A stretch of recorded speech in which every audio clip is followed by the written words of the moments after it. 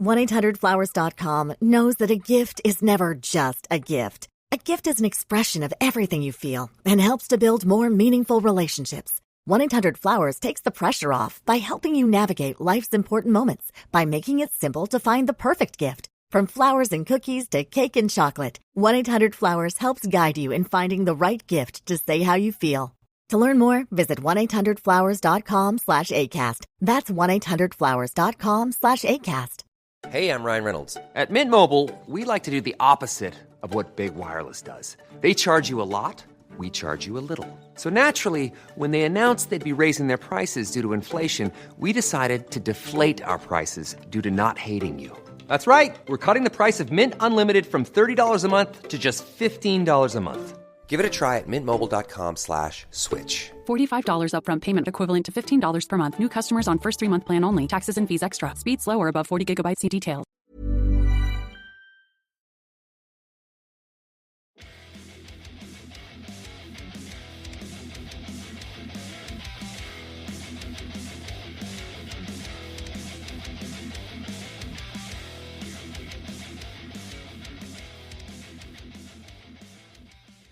Hi guys, and welcome to this week's episode of Heavy Metal Tones with me, your podcast host, Tony Evans. This is episode 188.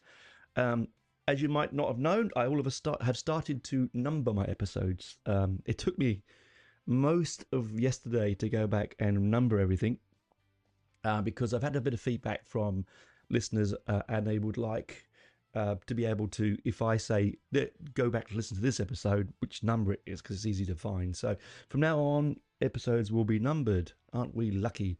So I have to try and remember what number I'm on when I say it, because that's why I stopped doing it in the first place, is I kept getting confused what number episode I was on.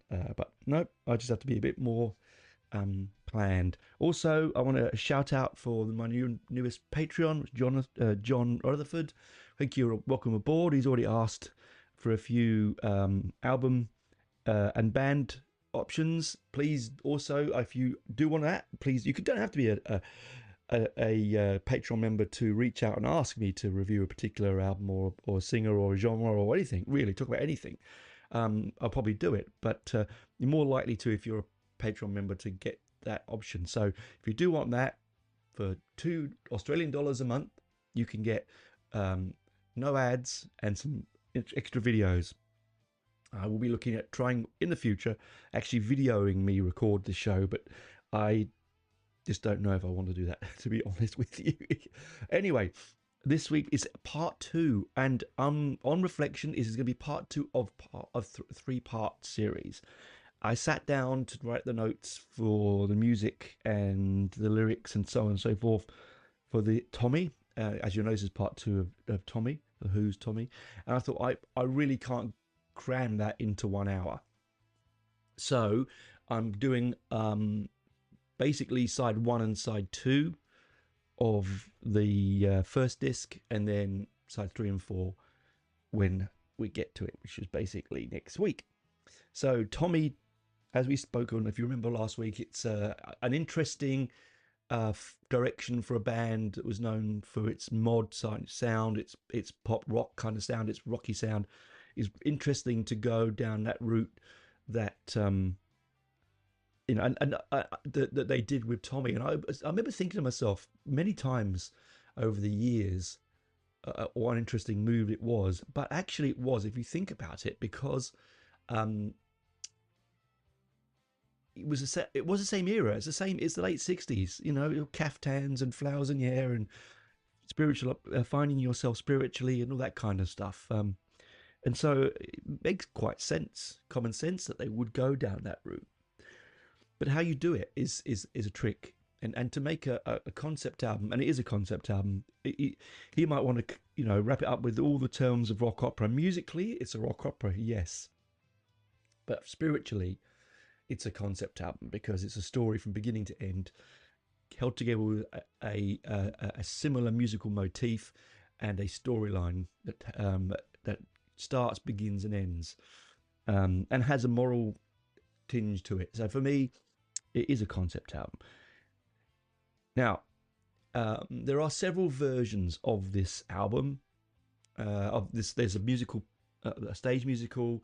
There's the movie. Now, the one I'm doing, as I said before, is the very first original release from '68. Now, this one, the storyline is the same, exactly the same as the movie and exactly the same as the stage play, but they've changed the years. I don't know why Ken Russell decided when he made the movie to make it Second World War, but when the guys wrote this album, they wrote it from the point of view of just post First World War. It makes sense when you have a song that's got 1921 in it. Yeah. Anyway, so I'll give you a quick synopsis of the story of the album, of the music, of the soundtrack of the... No, that's a Monty Python joke. At the close of World War One, Tommy was born to a fatherless home. His father, Captain Walker, had been missing in action, presumed lost forever. Suddenly, Captain Walker returns from home to find his wife with another man, and in a fit of rage murders the lover in full view of Tommy. Shocked by this violence, the scene, and his parents' insistence that you didn't hear it and you didn't see it, you never heard it, not a word of it. Tommy closes his eyes and ears to the outside world, becoming deaf, dumb and blind. His development thereafter occurs only within his own mind's world. Sickness will surely take the mind. He remains oblivious to the outside world of evil and perversion, which is personified by such characters as Cousin Kevin and his nasty little play friend, the Gypsy Queen, and Uncle Ernie. Meanwhile, Tommy's internal world grew more intense as he immersed himself in the only two activities that seemed to give him satisfaction: playing pinball and gazing at his reflection in the mirror. His condition was diagnosed clinically normal by a doctor who, although Tommy passed away all the tests, the doctor knew all hope lies within him and not with me. Guilt-ridden and obsessed, Tommy's parents try in vain to cure him of his illness they created, but the boy continues to respond only to his image in the mirror, and his frenetic talent of playing pinball, which by now has earned him fame and large following. In a frustrated attempt to communicate with her son, obedience failing, temperance gone, Tommy's mother smashes the mirror. The shattered glass cuts through Tommy's dark and silent world. He is cured, and the cure comes with a new enlightenment. He believes himself to be a messiah. See, very, very 60s, I think that, you know. Okay. Pinball Wizards, it says, and the word of the Pinball Wizard's miraculous cure becomes front page news. Tommy becomes an evangelist, passing sermons before the multitudes. Under the management of Uncle Ernie, Tommy's holiday camp becomes the site of his converts. For his converts, Tommy provides each with a pinball machine for their own reformation, until finally his followers rebel against his power and authority. Once again, Tommy is isolated from the outside world, but this time he is free to be an independent part of it. I butchered that, didn't I? The reason that was hard to read is they've written in the synopsis that I have here, they've written some of the lyrics to the songs. I was trying to avoid those without... Anyway, you get the picture, right? So he's born to into a family where they think the dad's dead during the First World War. She's found another man. Technically, he's not dead yet because they haven't found his body. So he's still alive. They're still married. So it's an affair, but isn't? I don't know. And then when he finds him, they kill him and tell him not to see anyone. And you didn't see anything. And that really does. It's a very interesting concept. I really sort of wonder where, in what dark recesses of Pete's mind did that, hop out from. Who knows, right? Who knows? So we've got the story set, and like all good operas, it starts with a motif. All right. So the first opening is called the. We've got the first bit called the overture. Well, that's a really smart, clever name, Tony. Yeah, it's the overture. It's a brilliant piece of music. It's very well. It's, how do I say? It's very operatic. It's very classical. Okay. You want the stereo version of this, by the way. There are mono versions of it around on vinyl and on CD, where they basically just replicate left to right, and there's it. Don't get me wrong, it's good, but when you listen to it carefully and properly through good headphones or good stereo in stereo, you really notice the difference. So in Overture, we have French horn, John Entwistle back on French horn, as I mentioned last week. That was his first original instrument. Piano guitar, Pete Townshend. And Keith Moon's drumming here. Right from the outset, we get this big, splashy, tom-driven, thunderous roll of drums.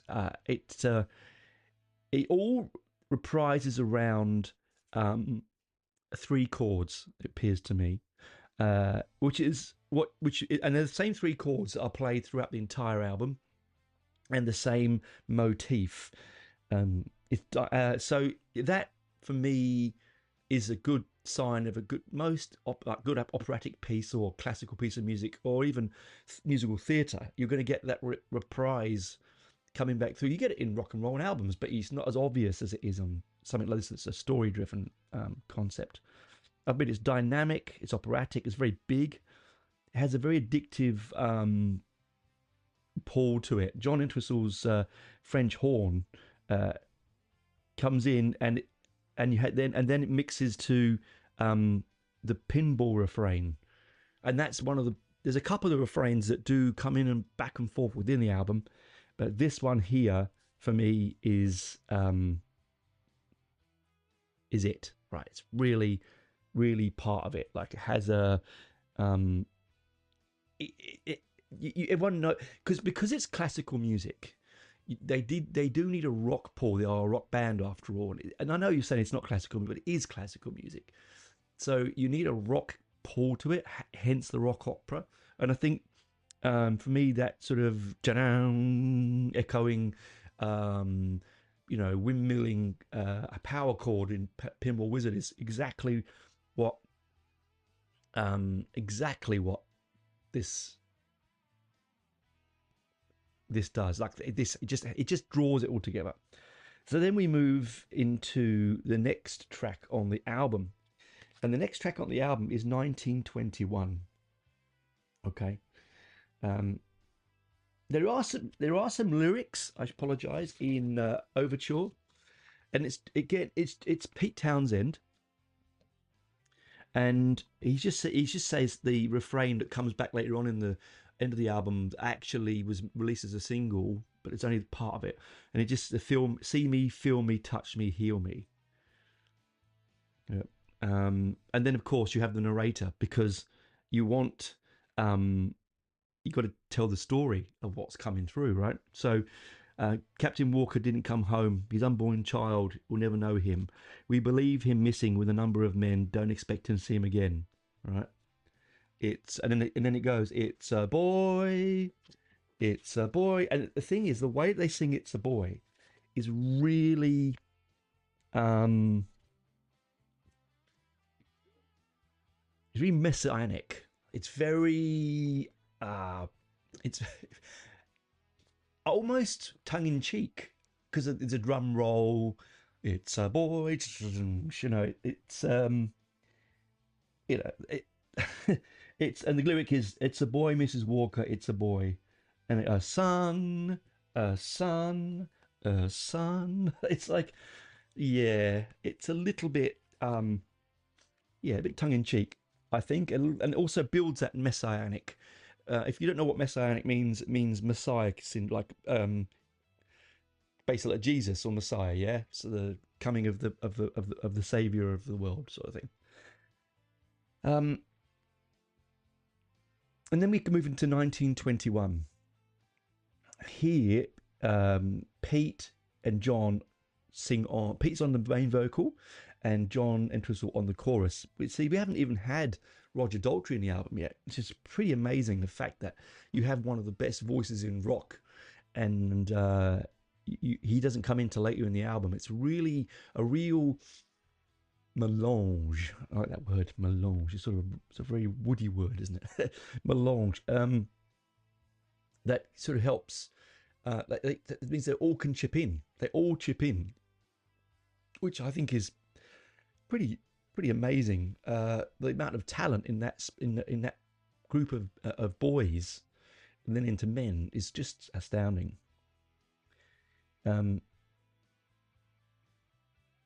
Yeah. I've got the again, the version of the motif returns. Keith's work in the stereo version is vast. I've written it's got a really big audio sound, really big the panning on this, the old-fashioned stereo panning on this is just brilliant. It moves within the musical landscape. It moves beautifully, and it ends with a stunningly soulful piano refrain. It's one of my favorite pieces on the album, actually, one of the shortest ones on it, but it breaks it down into different characters. So you've got the lyric, right, says here, the lover, got a feeling 21 is going to be a good year, especially if you and me sitting together. That's Pete, beautiful. And then the father, which I think is John, so you think at 21 is going to be a good year, especially if you and me sitting together. I had no reason to be over optimistic, but somehow when you smiled, I could brave bad weather. And it's a lovely upbeat feeling because the war's just finished, the hellishness of the First World War. And then the mother says, "What about the boy? What about the boy? What about the boy?" And the mother and father, "You didn't hear it, you didn't see it, you won't say nothing to no one ever in your life. You never heard it. Oh, how absurd it all seems without any proof. You didn't hear it, you didn't see it, you never heard it, not a word of it. I won't say nothing to no one, never tell a soul. And you know it's the truth. What you know is the truth." And then it ends with the mother and the father singing, got a feeling 21 is going to be a good year, especially if you and me sitting together. So they've just killed her lover, who thought it was going to be a good year, and then her husband turns up, kills the lover, tells the child who's witnessed it not to say anything or see anything or tell anyone, even though they know the truth, because he was born during the war, so he's about 4 at this point. It's vague, but I'm doing math about 4. And then they end up saying, "Yeah, great, we're back together. Don't tell anyone I killed your lover." Like, it's quite an interestingly sort of, we'll just skate over that fact, shall we? And then we'll get on with our lives. But what's amazing about it is it's a good analogy that they've just committed the ultimate sin, and they've told their son to not say anything, and then he's trapped within himself, but they're trapped within their guilt because they've done this to their son, who now has no ability to be normal, live a normal life.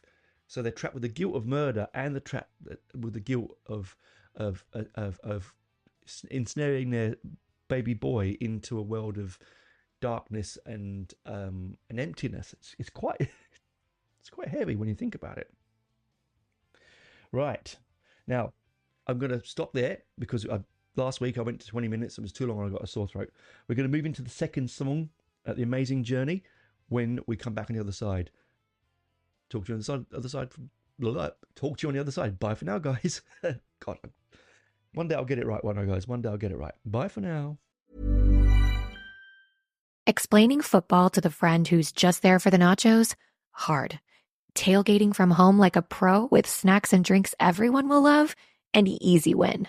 And with Instacart helping deliver the snack time MVPs to your door, you're ready for the game in as fast as 30 minutes. So you never miss a play or lose your seat on the couch or have to go head-to-head for the last chicken wing. Shop Game Day Faves on Instacart and enjoy $0 delivery fees on your first 3 grocery orders. Offer valid for a limited time. Other fees and terms apply. 1-800-Flowers.com knows that a gift is never just a gift. A gift is an expression of everything you feel and helps to build more meaningful relationships. 1-800-Flowers takes the pressure off by helping you navigate life's important moments by making it simple to find the perfect gift. From flowers and cookies to cake and chocolate, 1-800-Flowers helps guide you in finding the right gift to say how you feel. To learn more, visit 1-800-Flowers.com/ACAST. That's 1-800-Flowers.com/ACAST. Hey, I'm Ryan Reynolds. Recently, I asked Mint Mobile's legal team if big wireless companies are allowed to raise prices due to inflation. They said yes. And then when I asked if raising prices technically violates those onerous two-year contracts, they said, "What the f*** are you talking about, you insane Hollywood ass?" So to recap, we're cutting the price of Mint Unlimited from $30 a month to just $15 a month. Give it a try at mintmobile.com/switch. $45 upfront payment equivalent to $15 per month. New customers on first 3-month plan only. Taxes and fees extra. Speed slower above 40 gigabytes. See details.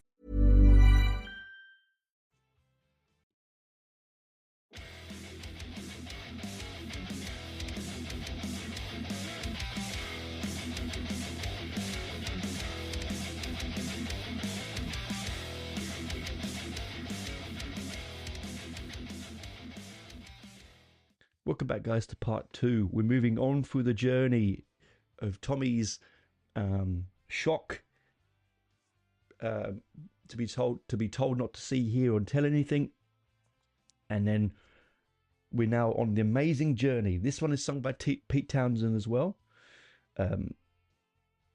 This one's got a backward recorded sound that sort of is, I don't know whether it's the motif. I've written motif, I think, is played backwards. I don't want to really muck around my record deck to see if I can see what it sounds like playing forward. I'm sure there's someone out there who knows what it is. But it's been mixed under the piano. It's like, you know, the sound where you got in school you used to have that instrument, it's like a wooden block, and you'd hit it with a little stick. It sounds like that, but it's been reversed. This is the first time that John's bass is really noticeable. And Keith takes a combination with Keith and John really take over on this particular piece of music for me, and it's the first time that Roger Daltrey's vocals come in. It was the first time we hear him bring his wonderful dulcet tones on. You know, his typical falsetto, beautiful voice that he had, that he still has. It's a great voice. It's a voice of Tommy, in my opinion. It's the voice when I hear it, even if I didn't, if someone else did a recording of it, and they have, I'd still hear Roger Daltrey's Tommy in it. And you know, Pete Townshend's keyboards, again, he's multi-instrumentalist is Pete, and you know, we always imagine him doing the windmill guitars and the smashing things up, as we mentioned in the first episode. But really, what he does here is sublime. It's sublime. The keyboard playing under here, the backdrop of Keith and John, you know, singing. It's a beautiful, beautiful track. There's like this sort of seagull effect. It's almost like musically, to me, it sounds like Tommy standing on a beach looking over at the ocean, the endless ocean in his mind. And the music sounds reversed, and the effect gets really quite intense and quite maddening in a strange way, right? And in this particular track, in the left hand, I think I've got it right. Yes, it's out of time. To me, is that the left channel is a little bit out of time to the right, which adds that nuance to it.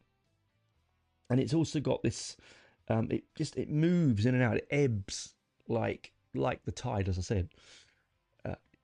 Just beautiful piece of music. Now lyrically, let's move and see where we get with that. Where part of this, how far in the story, what does this do for the story? Okay. Amazing journey. The narrator. So there is a narrator in this story. Okay. Deaf, dumb, and blind boy. He's in a quiet vibration land. Strange as it seems, his musical dreams ain't quite so bad. So even though he's trapped, he's not unhappy. 10 years old, with thoughts as bold as thoughts can be, loving life and becoming wise in simplicity. Sickness will surely take the mind where minds can't usually go. Come on the amazing journey and learn all you should know.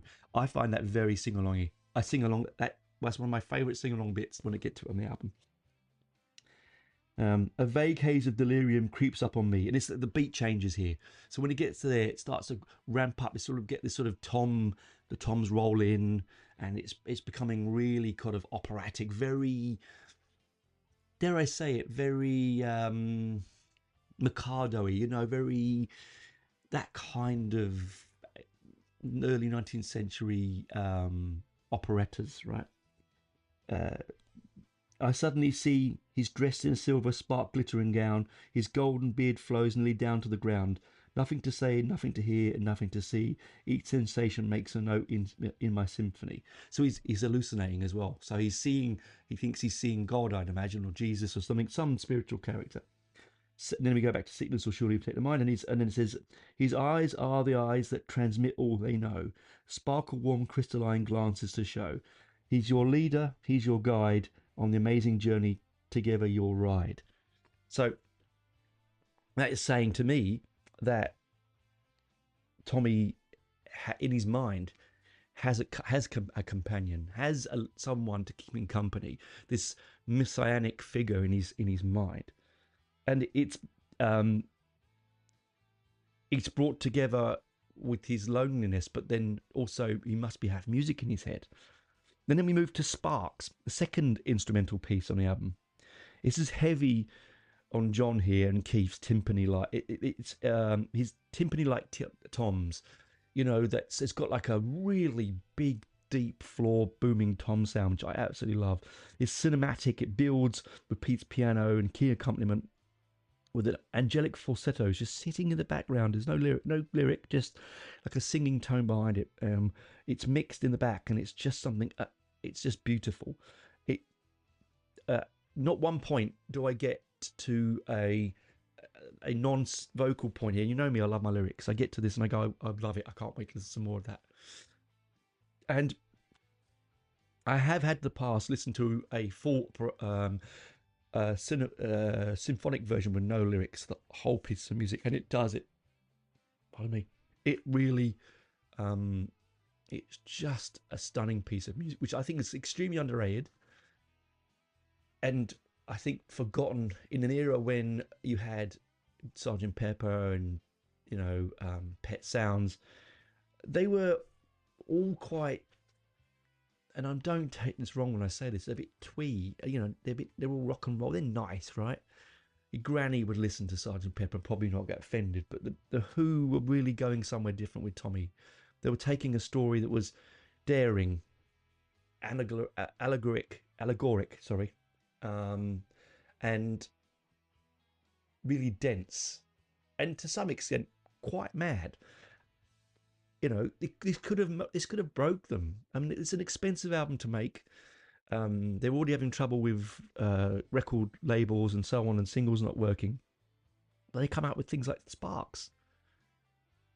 Brilliant. Now, I think Sparks rolls on from Amazing Journey because I think it's the music he's hearing in his head. You know, that man with the glittering suit, as I mentioned, and the gown. I think it's what he's hearing in his head. And then we get to Eyesight for the Blind. To the Blind. This is a cover version, and I actually never knew this until researching this. Strangely, I think I should know. I've listened to the album many times. But it's a old blues track. We're going to find exactly who it's by. Sonny Boy Williams II, and it's the same music, but it's been slightly changed. It's called The Hawker as well on this album. Hawker, open brackets, Eyesight to the Blind, close brackets. It's more Keith and John again on this, to pinpoint. It's a pinpoint stabbing kind of keys. It's quite hectic for a blues song. It feels like the refrain from Psycho, from the that kind of maniacal madness in it. The guitar here has that stabby kind of, and Keith, he excels, and it shows why he's the greatest drummer in the world at the time. He's just so open, and it's so much depth. It's almost like there's two kits. He's not tight to the rhythm. He's not held. He's very much like Ginger Baker in that respect, that there's a sort of fluidity, this sort of jazz nuance, sort of bluesness to it that isn't just holding, 3/4 flams and ghost notes. It's just octopus like. I just honestly, it feels like he's got 8 arms when I listen to this track. Now the lyrics are the same lyrics from the original song, so let's find those. Oh, by the way, I'm using this beautiful Lambretta that I got with the symphonic version of the album. But it's got like it's got Ringo Starr and C.B. Wimbledon stuff on it. Anyway, eyesight to the blind, the hawker. You talk about your woman, I wish you could see mine. Oh, you talk about your woman, I wish you could see mine. Every time she starts to love in, she brings eyesight to the blind. You know her daddy gave her magic. I can tell by the way she walks. You know her daddy gave her magic. I can tell by the way she walks. Every time we start to shaking, the dumb begin to talk.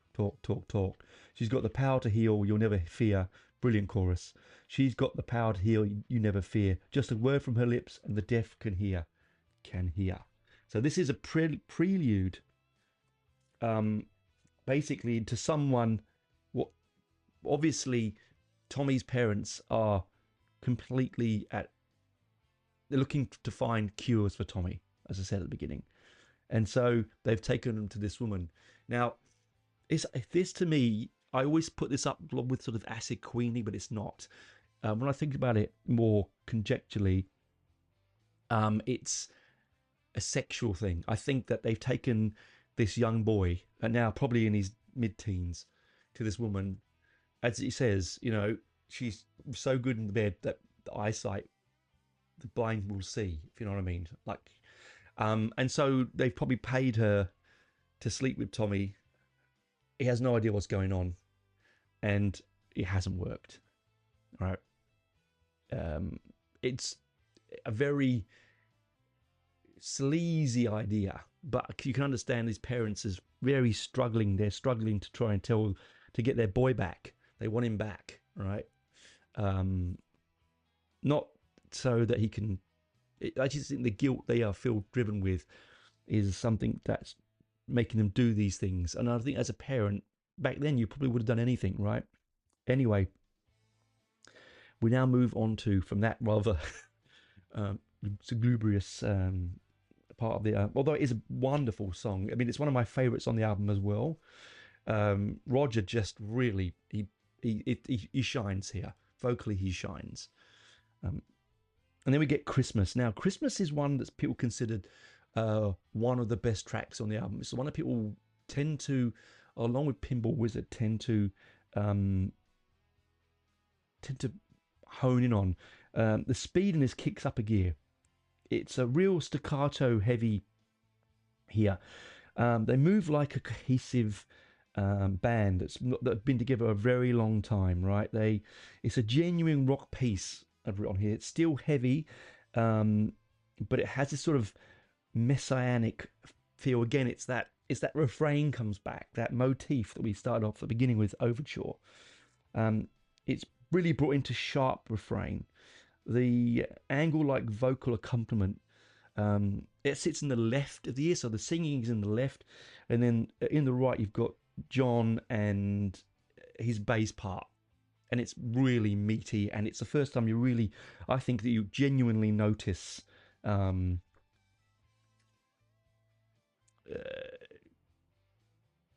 John's major work on the album. And I've written here is where it transformed from classic to rock here. I think it did it earlier, but it certainly does it here. It has an operatic background. It twists and it turns. It's really driven by Roger's clear vocals, and Pete's floating back in and out with his with the vocals as well. In the chorus is something wonderful as well. And lyrically, this is a very... Pete comes in on the bridge. Lyrically, this is one of the ones I like to get my teeth into. I really enjoy the lyric in this particular song. So they've taken him to this... they've taken him to this woman. That's what I've worked out. Anyway, to see that if she could cure him with her sexual powers. It doesn't work. So now it's Christmas. And father says, "Did you ever see the faces of the children? They get so excited." And then it's this wonderful, It's really, again, it's very operatic here. Waking up on Christmas morning, hours before the winter sun ignited. It's beautiful. They believe in dreams and all they mean, including heaven's generosity, peeping round the door to see what passes off for free and in curiosity. And Tommy doesn't know what day it is. He doesn't even know who Jesus and what praying is. How can he be saved? So they're obviously quite a religious family, which is ironic because they just killed someone. But anyway, it doesn't matter. And now they're thinking, well, he can't. His immortal soul must be at danger because he doesn't pray and he doesn't know who Jesus is. How can he be saved from the eternal grave? Tommy, can you hear me? Tommy, can you hear me? How can he be saved? Then Tommy, in his head, is saying, "See me, feel me, touch me, heal me." And that's repeated a few times. And then, "Tommy, can you hear me?" again. And then, right at the end, father says, surrounded by his friends, he sits so silently and unaware of everything, playing poxy pinball, picks his nose and smiles and pokes his tongue at everything. I believe in love, but how can men who have never seen light be enlightened? Only if he's cured will his spirit's future level ever heightened. And Tommy doesn't know what day it is. He doesn't even know who Jesus is and what praying is. How can he be saved from the eternal grave? So, we've established there and then that he's playing his pinball. He's obviously a teenager, and his dad is worried that his immortal soul is in danger. And this piece of music, it's quite a long piece of music actually. It's because it has that real. I'm trying to think of the writers. Anyway, but it's got that real mid-century operetta feel. Like you can hear, like almost like a barbershop in some respects. A part of it actually, but it's again musically one of my favorites on it.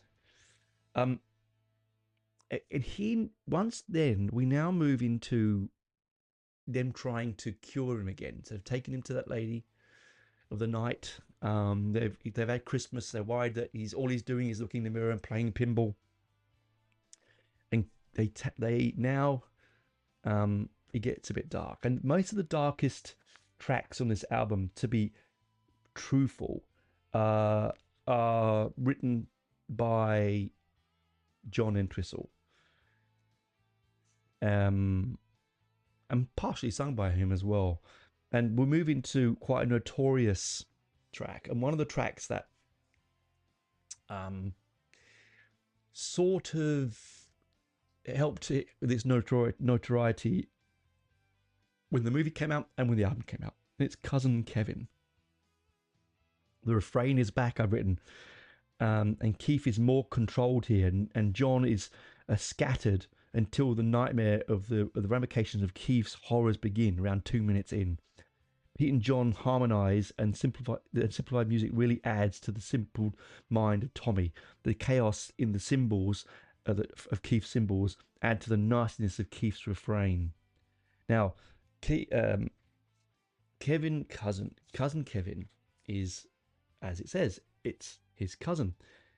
And what he does here is a bully. He's a nasty piece of work, okay? A real nasty piece of work. Cousin Kevin, we're on our own, cousin, all alone, cousin. Let's think of a game to play now the grown-ups have all gone away. It's very playful. See, he's like he's playing as if he's a kid as well, right? And he's clearly not. He's grown up. You won't be much fun being blind, deaf and dumb, but I've no one to play with today. Do you know how to play hide and seek? To find you would take me a week. To find me, it would take you a week. But tied to the chair, you won't go anywhere. There's a lots I can do with a freak. Very horrible. He's being abused here within, and he can't. I don't know what's going on in their lives. And he goes, how would you feel if I turned on the bath and ducked your head under and started to laugh? What would you do if I shut you outside to stand in the rain and catch a cold so you died? I'm the school bully, the classroom cheat, the nastiest play friend you ever will meet. And it's that lovely, it comes down on an ascending chordal note, goes, I'm the school bully, the classroom cheat. It's a lovely way it comes down. I'll stick pins in your fingers and tread on your feet. we're on our own, and then it goes back to playful. Like, it's horrible. Then it goes back to, we're on our own cousin, all our own cousin. Let's think of a game to play now the grown-ups have all gone away. You won't be much fun being blind, deaf, and dumb, but I've got no one to play with today.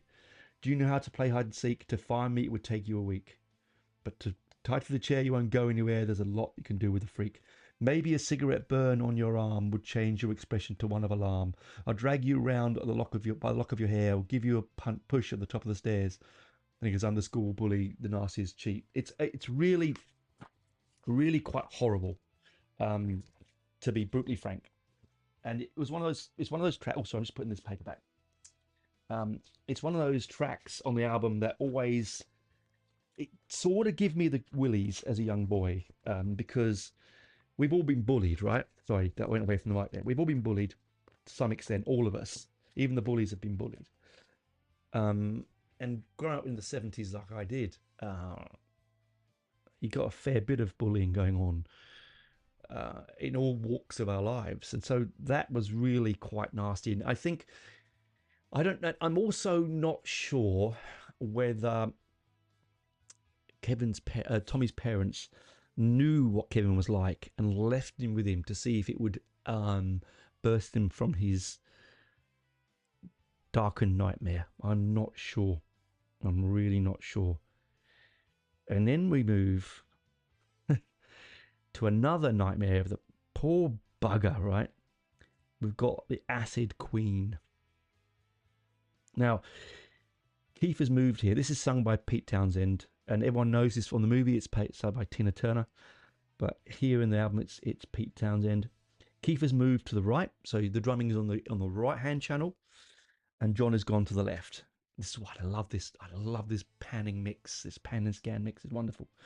It ebbs and flows. It really does. It's swarming around your head.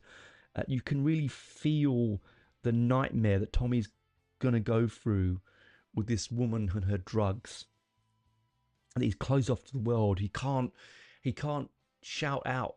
He doesn't know what's happening. This drug is doing things to him, even though he has no vision and no hearing. He's still feeling it. The Tommy motif, it's a 3-chord. I call it the Tommy motif. It's 3 chords. That same chord that comes back from the beginning is back here again. It's broken down slightly. Pete shines here with his composition skills. The composition of this entire album is something special. And for a man of his age, it's quite phenomenal, to be honest. It's Beatlesque. It truly, truly is. We were very, very gifted. We were very, very lucky in a period of time in the 60s and 70s that we were given such beautiful, beautiful and daring pieces of music. So the Acid Queen. So they've taken her to this lady to try drugs to get Tommy to open up his eyes, right? Here we go. The lyric is, the gypsy, if your child ain't what he should be now, this girl will put him right. I'll show him what he could be now, just give me him one night. I'm the gypsy, the Acid Queen. Play before I start. The gypsy, I'm guaranteed to tear your soul apart. And it's like, give us a room and close the door. Leave us for a while. Yeah, your boy won't be a boy no more. Young but not a child. I'm the gypsy, the Acid Queen. Pay before I start. Again, is there implications that she's sexually involved as well? I don't know. Gather your wits and hold on fast. Your mind must learn to roam. Just as the gypsy queen must do, you're gonna hit the road. It's a beautiful, beautiful lyric. And it's sung by Pete so well. My work is done now. Look at him. He's never been more alive. His head is shakes. His fingers clutch. Watch his body writhe. I'm the gypsy, the Acid Queen. Pay before I start. So she's injected him. He's having an acid trip. That does not mean he's awake and understanding, right? Yeah. It pretty much another one of the songs on the album that was controversial. Everything about waking him up at one point or another is controversial, because they're using quack methods, right? They're using whatever they can find. They're not using. The doctor says he can't see anything wrong with him. Can't see anything physically or neurologically wrong with him at that time. Of course, it's the 60s, right? So once we fall out of that song, we move into the underture. Love that. Overture and underture. It bookends for me. It bookends really well. It's the underture is a piece of music, again instrumental, that that is the feeling musically of what Tommy's feeling in his head during this drug-fueled nightmare of his. Okay, the way that Tommy reacts to the chemical and his stimuli injected in him keeps drumming his bawdy with and Pete's and John's constant one note bass line up to the 2-minute mark, where it suddenly then changes. It's daring, heavy, pulsating, nightmarish. There's an angelic vocal line, just a harmony, single note sung, comes in at around 2 minutes 17. It's like a sort of falsetto. Exactly the same refrain that we had in Sparks. It's always referring to the same piece back and forth, and I really love that. Keith takes control here with the beat, and it's a heavy, constant, angular beat with the bass line is mirrors the guitar. It's just I've put stabbing like needles in Tommy's mind. It's just, yeah, it has waves of, you can feel the waves of euphoria crashing on his shores of his ocean that he's looking out to while he's in this nightmare. It's the best piece of music on the album, I think. And I'm saying piece of music, not lyrically. The French horn is hiding away. It's coming through. The guitar's driving. There's a real heartbeat feel to the bass line now. And it's a modern masterpiece. And I've written that in big red letters. I have to say, let go. It feels that his body and his mind is being forced to let go, and he wants to let go, and he can't let go. It's what the song says to me. It really, really does.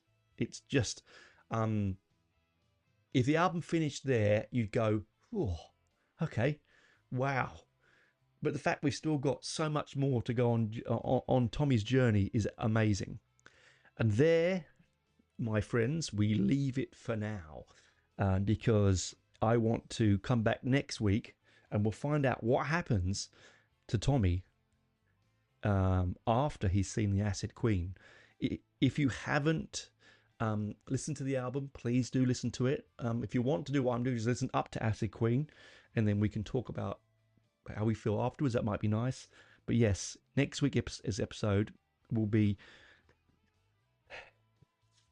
on from there. We go to Do You Think It's All Right? And then to one of the most controversial and disturbing piece of music probably ever recorded in a pop vein, and of course Pinball Wizard and so on, and then we go on to his journey of discovery and messianic movements. But up until now, what's happened? Tommy's been born, his father's gone to war, his father's come back because they thought he was dead, he's killed his wife's lover, they've told him not to see and talk to anyone. He takes it literally and drives himself into a world of darkness and dumbness and no sound. And then they spend the time trying to bring him out of that self-imposed comatose, while all he wants to do is look in the mirror and play pinball. They've used sex, they've used drugs, they've used violence. What will work to break Tommy's spell? We'll find out next week. I've absolutely loved doing this. Genuinely, listeners, I have absolutely loved doing this. That's why I didn't want to squeeze it all into one episode or even two, because I've enjoyed just listening to the music. I've spent time, what I've done is I've listened to the music, and then I've gone back and listened to the lyric, gone back and listened to the music. The good thing about the lyric is I've got it in the libretto, so I don't have to worry about it too much. I can just dive myself into the music motifs and the refrains in this brilliant piece of 60s madness. and the album that made the band, which is just crazy, I think. Anyway, you have a good week. You keep yourself safe. Please do go on, and if you like what I do and want to help me out, for $2 Australian a month, you get ad-free episodes and some interesting behind the scenes, some interesting videos I've put up of interviews I've done with some people that aren't on, I've done for the show, but have not ever uploaded the videos. I've also got some early pre-Heavy Metal Tones videos, which I'm going to find and put up. At the moment, there's like 70 or 80 episodes on Patreon. They're not numbered because I've got to go and do that as well, but they take a long time to upload. So I'm going to upload those as I go. The ones that don't have ads in, I'm not putting on Patreon, because you can go to any platform to listen to those. You don't need to sign up to that. And there's about maybe 10 or 20 of those, because before I could do ads on Spotify and other platforms, I had to have a certain amount of downloads, so it took me about 20 episodes to get that. Ads do pay well for me. It's important that I still get them. Not a huge amount. I'm certainly not going to retire to an island in the Bahamas. I'm not going to, that kind of thing. And it does help pay some towards the bills. I do use some of the income to buy records that I can then listen to, which is and use for the show. If anyone else wants to donate any records to me, please do come to my Facebook page and private message me, and I'll give you my address to send stuff to. I would, if you do want to donate, I'd love to. If you want me to donate me a record to be listened to and then to review, I'm cool with that as well. Look, I'm really want to open up avenues of what we can talk about. But I hope you've enjoyed this episode of the first part of the amazing journey of Tommy, the Pinball Wizard, and his life up until he breaks that mirror. Anyway, keep safe. Keep listening to the music. Pop by. Please do leave me a review. The more the better. The more people swipe up on Spotify and say something and leave me a star rating, the more people see me. And the more then I can do. If you like what I do, that is. Anyway, bye for now, guys. Keep safe. Talk to you next week. I'm so looking forward to part 3. It's going to be my favourite part, I reckon. And I think you're going to really love it. Bye for now.